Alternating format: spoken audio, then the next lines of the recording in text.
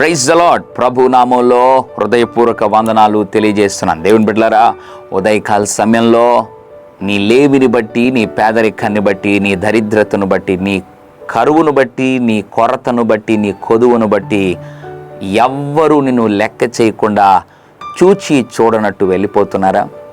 ఇంతకీ నా కష్టాల్లో తోడుండేవారు ఎవరు? ఇటువంటి మనుషుల మధ్యలో నేను జీవిస్తున్నానే, నా కుటుంబానికి ఆధారం ఎవరు, కాపాడేవారెవరు, నా దుఃఖములు ఆదరించేవారెవరు అని ఈ బీదరికంలో లేదా ఈ భయంకరమైన పరిస్థితులను బట్టి నీ భవిష్యత్తు మీద నీకే నమ్మకం కోల్పోయి ఉందా? ఉదయకాల సమయంలో ఏం భయపడద్దు. ప్రభు ఒక మంచి వాగ్దానాన్ని నీకు జ్ఞాపకం చేయాలని ఆశపడుతున్నాడు. కీర్తనల గ్రంథము 12వ అధ్యాయం 7వ వచనం, యెహోవా నీవు దరిద్రులను కాపాడేదవు. ఎంత అద్భుతమైన మాట!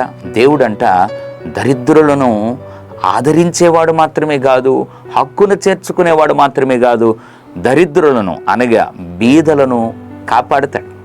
లోకంలో డబ్బున్న వారి వెంట లోకమంతా ఉంటుంది, కానీ బీదల వెంట ఎవరు ఉండరు. కానీ మన దేవుడు బీదలను కాపాడుతాడు. ఉదయకాల సమయంలో పరిస్థితులను బట్టి, బీదరికాన్ని బట్టి దుఃఖపడద్దు. ఎందుకనంటే దేవుడు ప్రతి సందర్భంలో నిన్ను కాపాడుతూ వస్తాడు.